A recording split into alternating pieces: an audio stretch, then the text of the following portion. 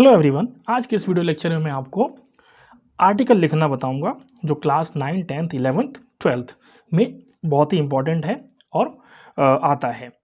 साथ के साथ जो फॉर्मेट मैं आपको बताऊंगा वो उन स्टूडेंट्स के लिए स्पेशली है जिनको इंग्लिश बहुत कम आती है या बिल्कुल भी नहीं आती है, क्योंकि जो फॉर्मेट मैं आपको बताने वाला हूँ ये देख सकते हैं यहाँ पे इतने सारे टॉपिक्स लिखे हुए हैं। और इसके अलावा भी जो छूट रहा होगा बताऊँगा कि कैसे आप जो है सिर्फ एक फॉर्मेट याद करके जो है ये आर्टिकल लिख सकते हैं और आपको पूरे के पूरे मार्क्स जो है वो मिल जाएंगे। तो आइए देखते हैं, लेकिन हमारा इसका थीम क्या है, क्योंकि थीम के हिसाब से मैंने डिवाइड किया है जो भी आर्टिकल है। जैसे हमारा पहला आता है वुमेन इश्यू पे। वुमेन इश्यू पे क्योंकि क्लासेस में जो है कैटेगरी वाइज डिवाइड होता है आर्टिकल, तो पहला हम आज लेके चल रहे हैं वुमेन इश्यू। वुमेन इश्यू में जैसे होता है क्राइम अगेंस्ट वुमेन, स्पेसिफिकली अगर यही कह देता है क्राइम अगेंस्ट वुमेन पे आपको जो है आर्टिकल लिखना है 100 से 120, 130 या 150 वर्ड में आप इसको लिख देंगे। या फिर जैसे कहा जाता है डोरी सिस्टम है, चाइल्ड अब्यूज़ है, rape and molestation of girl child है, जेंडर डिस्क्रिमिनेशन है यानी कि लिंग भेदभाव है, डोमेस्टिक वायलेंस है, एबॉर्शन ऑफ गर्ल चाइल्ड है, फॉइटस किलिंग है, डोरी डेथ है जो हमारे देश में बहुत ज़्यादा कॉमन है।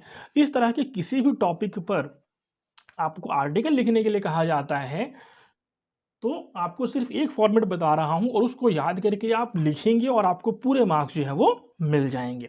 कैसे देखते हैं, जैसे हम एक टॉपिक उठा लेते हैं तो चाइल्ड अब्यूज़। तो ये हमारा फॉर्मेट है, देखते हैं धीरे धीरे। पहले यहाँ पे हम हेडिंग डाल देते हैं, जैसे हम अभी इसमें लेके चल रहे हैं चाइल्ड अब्यूज़, तो चाइल्ड अब्यूज़ यहाँ लिख देंगे और पहले पैराग्राफ में हम इंट्रो शुरू करेंगे। आप याद कर लेंगे इसको, थोड़ा सा मुश्किल वर्ड है लेकिन इसलिए डाला है ताकि स्टैंडर्ड लैंग्वेज लगे और टीचर आपसे इंप्रेस होगा तो आपको वो फुल मार्क्स देगा। तो शुरू करते हैं। Women once venerated as the mother and perpetuating angel of mankind has come to be looked upon as the unblessed, यहाँ पे ये होगा unblessed creature of God in India. तो औरतों को जो है एक जगह जो है वेनेरेटेड, वेनेरेटेड का मतलब जो है आदर किया जाता, इज्जत की जाती थी, as the mother and perpetuating angel of the mankind. तो माँ और मानवता के दूत के रूप में जिसका आदर किया जाता था, has come to be looked upon, उसको आजकल कैसे देखा जाता है, as the unblessed creature of God. Unblessed creature यानी कि एक ऐसा जीव, ऐसा प्राणी जिसको भगवान ने बना तो दिया है लेकिन उसको कोई पसंद नहीं करता है, ऐसे देखा जाता है। क्योंकि आप देखेंगे कि हमारे देश में ख़ास तौर से जो है चाइल्ड अब्यूज़ है, रेप है, जेंडर डिस्क्रिमिनेशन है, लड़के लड़कियों के बीच में घरों में भेदभाव किया जाता है, डोमेस्टिक वायलेंस है, एबॉर्शन ऑफ गर्ल चाइल्ड बहुत बड़ी समस्या है हमारे देश में।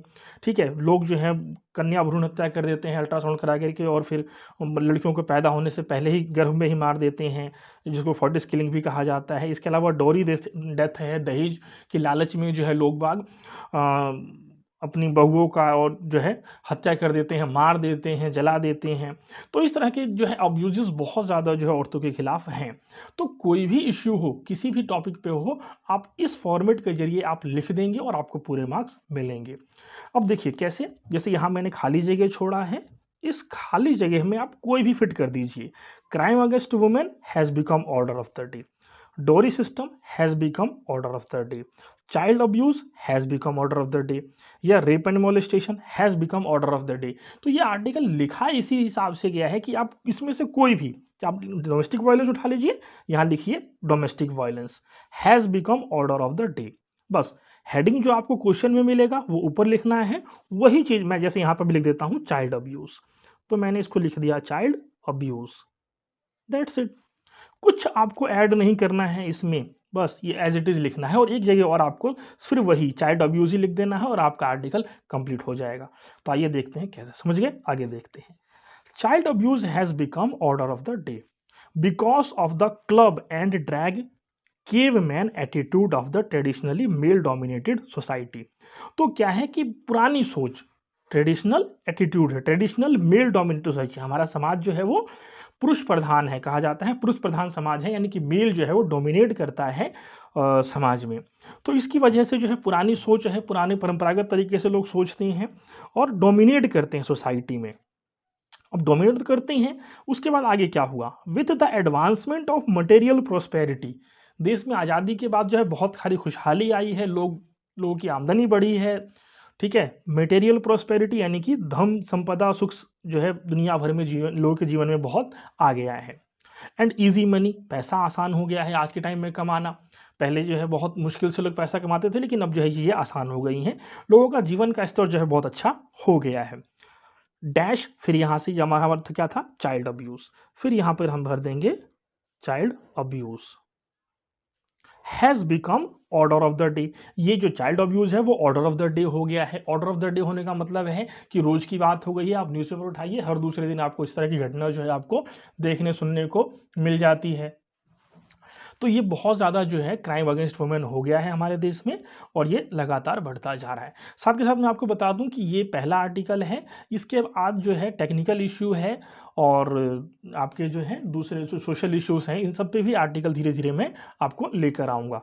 तो अगर आपने चैनल को सब्सक्राइब नहीं किया है तो सब्सक्राइब जरूर कर लीजिएगा और बेल आइकन प्रेस कर दीजिएगा ताकि आपको सभी नोटिफिकेशन जो है मिल जाए। साथ के साथ वीडियो को लाइक जरूर कीजिएगा, और अगर आपको अच्छा ना लगे तो डिसलाइक कीजिएगा, लेकिन बताइएगा जरूर कि आपको इसमें क्या अच्छा नहीं लगा। कमेंट जरूर कीजिएगा, अच्छा लगा तो वो भी आप कमेंट करके बताइएगा मुझे, क्योंकि हमारे बहुत सारे स्टूडेंट ऐसे आते हैं जिनको इंग्लिश कम आती है, तो वो चाहते हैं कि हम कुछ बस आसानी से लिख जाएं और हमारे पेपर में पास हो जाए।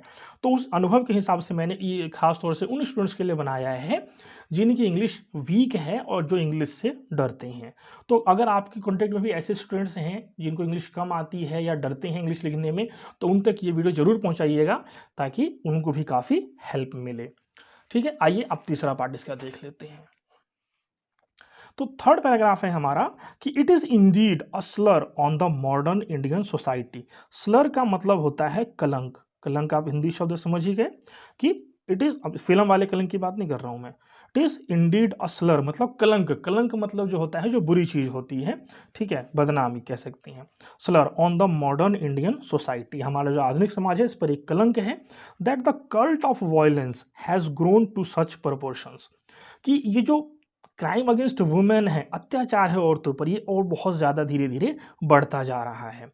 Has grown to such proportions, बहुत ज़्यादा जो है ये बढ़ गया है। और हर रोज़ हम जो है न्यूज़पेपर में सुनते हैं कि कहीं जो है किसी लड़की को दहेज के लालच में किसी ने मार दिया है, कहीं रेप हो गया है, कहीं जो है मर्डर हो गया है। ठीक है, तो किस तरह की जो है हम बहुत ज़्यादा जो है वो सुनते हैं, आपस में आसपास देखते हैं कि जेंडर डिस्क्रिमिनेशन हो रहा है, लोग लड़कों को पढ़ाते हैं, लड़कियों को स्कूल ही नहीं भेजते हैं कि हमारी लड़की घर में रहेगी, घर का काम करेगी, स्कूल चल जाएगी तो घर का काम कौन करेगा। तो इस तरह की चीज़ें बहुत ज़्यादा जो है हमारे समाज में है, तो उन्हीं चीज़ों के बारे में ये चीज़ बात कर रहे हैं यहाँ पर, ये इन्फिनिट इंडिया।